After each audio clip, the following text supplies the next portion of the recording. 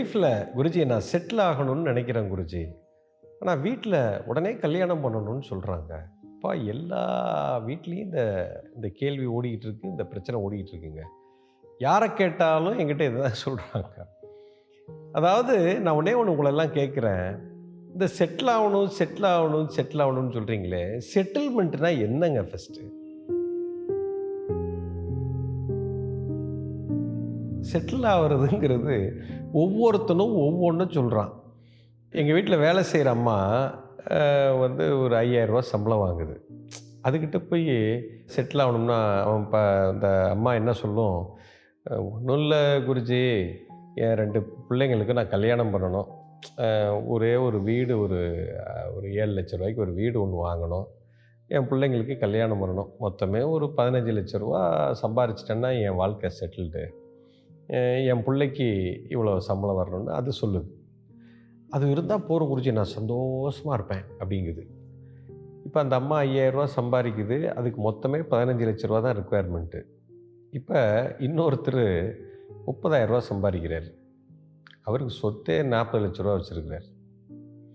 இப்போ அவர்கிட்ட போய் செட்டில்மெண்ட்டுனா என்னென்ன குறித்து, நான் வந்து ஒரு 5 கோடி ரூபாய்க்கு ஒரு பீச்சு இது வாங்கணும், ஒரு கார் ஒன்று வாங்கணும், என் பிள்ளைங்களுக்கு பெரிய இடத்துல கல்யாணம் பண்ணி அமெரிக்காவுக்கு அனுப்பணும்னு அவர் ஒரு கிட்டத்தட்ட ஒரு 3 கோடி ரூபாய்க்கு ஒரு பட்ஜெட்டை சொல்கிறாரு. அதுதான் அவருக்கு செட்டில்மெண்ட்டு. இன்னொருத்தனுக்கு 7 கோடி ரூபா பட்ஜெட்டு, இன்னொருத்தனுக்கு 20 கோடி பட்ஜெட்டு.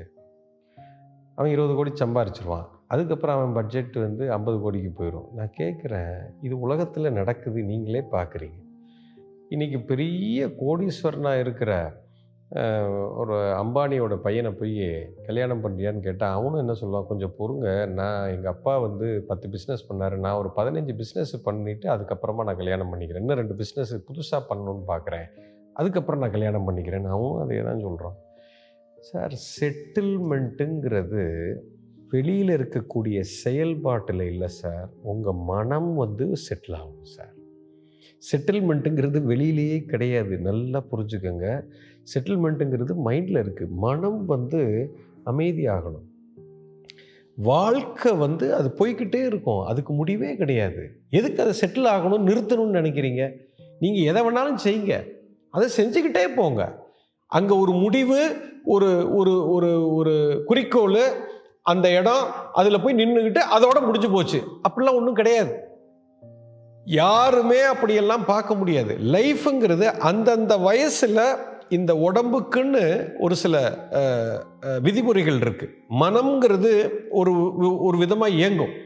ஒரு பிறந்த குழந்தையோட உடம்பு ஒரு மாதிரி இருக்கும், அதோட மனநிலை ஒரு மாதிரி இருக்கும். அந்த வயசுக்கு அந்த உடம்புக்கு என்னென்ன தேவையோ அதை நம்ம செய்யணும்.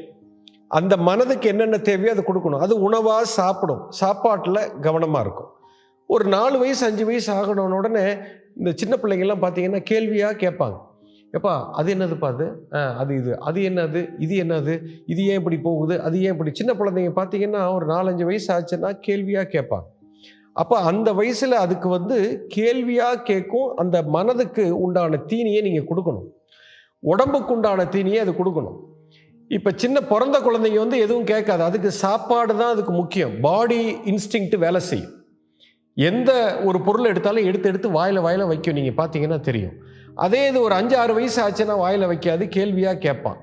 இது இப்படியே போச்சுன்னா ஒரு 14-15 வயசு வரும்போது பார்த்தீங்கன்னா அப்போ தான் அந்த செக்ஷுவல் ஆர்கன் எல்லாம் வேலை செய்யும். பயோமேக்னெட்டிக் எனர்ஜின்னு சொல்லுவோம். அது மூலாதாரத்துக்கு வந்துருச்சுன்னா ஒரு ஆண் பெண் ஈர்ப்பு ஏற்படும். அப்போ அந்த பிள்ளைங்கள்ட்ட பார்த்தீங்கன்னா ஒரு பையனாக இருந்தேன்னா ஒரு பொண்ணை லவ் பண்ணணும்பா, பொண்ணாக இருந்தேன்னா பையனை லவ் பண்ணணும், இந்த லவ் மேட்டரையே பேசிக்கிட்டு இருப்பாங்க. ஆனால் 7 வயசில் இதை பேச மாட்டாங்க. நீங்கள் அப்படியே எவல்யூஷனரி ப்ராசஸில் நீங்கள் பார்த்தீங்கன்னா ஒரு குழந்தை பிறந்ததுலேருந்து அது வளர்ந்து வளர்ந்து வர வர ஒவ்வொரு 7 வருஷத்துக்கு ஒரு வாட்டி ஒரு மாற்றம் உடம்புக்குள்ளேயும் மனதுக்குள்ளேயும் நடந்துக்கிட்டே போகும். இந்த 14, 15 வயசு பிள்ளைங்களெல்லாம் பார்த்தீங்கன்னா, அவங்க வந்து இந்த டீனேஜர்ஸ் வந்து இந்த லவ் பற்றியே பேசுவாங்க. ஒரு 25 வயசு தாண்டிடுச்சுன்னா, கெரியர் பற்றி புதுசா நான் வேலைக்கு போகணும், நான் பணம் சம்பாதிக்கணும்னு பேசுவாங்க. 45 வயசு ஆயிடுச்சுன்னா, "நீ அந்த சொத்து வாங்கிட்டியா? நான் இந்த வீடு தான் வாங்கியிருக்கேன். நான் இன்னும் பெரிய வீடு வாங்கணும்னு" சொல்லுவாங்க. 50 வயசு ஆயிடுச்சுன்னா, பெரிய பெரிய கோடீஸ்வரன் ஆகணும்னு 50 வயசுல பயங்கரமா பிளான் போடுவாங்க, திட்டம் போடுவாங்க. இந்த ரியல் எஸ்டேட்டு அதை பண்ணலாமா, இதை பண்ணலாமாம்பாங்க. 60 வயசு ஆயிருச்சுன்னா, "ஐயய்யோ! என் ஹெல்த் போயிருமே. நான் இப்போ உடம்ப நல்லா பார்த்துக்கணும். என் ரிட்டயர்மெண்ட்டுக்கு அப்புறம் நான் வந்து எவ்வளோ பணம் சேர்த்து வைக்கணும்னு" அவங்கெல்லாம் அப்படி பேசுவாங்க. ஒவ்வொரு காலகட்டத்திலயும் இந்த உடம்பும், மனசும் ஒரு எவல்யூஷனரி ப்ராசஸ்ல போயிட்டுருக்குங்க. அதது அந்தந்த காலகட்டத்தில நீங்க செஞ்சுக்கிட்டே இருக்கணும். இங்க செட்டில்மெண்ட்டுன்னு ஒண்ணும் கிடையாது. நீங்க சுடுகாட்டுக்கு போற வரைக்கும் ஏதோ ஒண்ணு இருந்துகிட்டே தான் இருக்கும். அதனால அதுக்கும் இதுக்கும் சம்பந்தம் இல்ல. நான் இவ்வளோ வருமானம் சம்பாரிச்சதுக்கு அப்புறம் தான் நான் கல்யாணம் பண்ணுவேன். முட்டாள்தனம். நீ செய்ய வேண்டியத கரெக்ட்டா செஞ்சு, இந்த மனம் ஒரு அமைதிக்கு வந்துருச்சுன்னா, எல்லாமே தானாக நடக்கும். வருமானம் வந்துகிட்டே தான் இருக்கும். அத பத்தி கவலைப்பட வேண்டாம். பயாலாஜிக்கலி இந்த பாடி அண்ட் மைண்டு இயற்கைக்கு ஒத்திசைவாக கரெக்ட்டா போகணும். அதது அந்தந்த வயசுல நடக்கணும். சின்ன பிள்ளைங்க விளையாட்டு வயசில் அது விளையாட்டுத்தனமா இருக்கும். அதுக்கப்புறம் கொஞ்சம் வளர்ந்ததுக்கப்புறம் படிக்கணும்னா, படிக்கிற வயசில் படிக்கணும். கத்துக்கிற வயசில் கத்துக்கணும். பாட்டு பாடுற வயசில பாட்டு பாடணும். கல்யாணம் பண்ற வயசில கல்யாணம் பண்ணணும். வேலைக்கு போற வயசில வேலைக்கு போகணும். தொழில் பண்ற வயசில தொழில் பண்ணணும்.